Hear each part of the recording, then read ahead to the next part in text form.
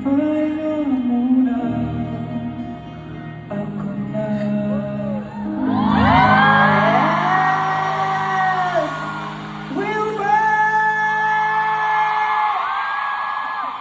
Congratulations! I'm so proud of you. I'm very proud of you. Yes! Ang dami mong tao. Second day na. Yes! I am so proud. I am very happy.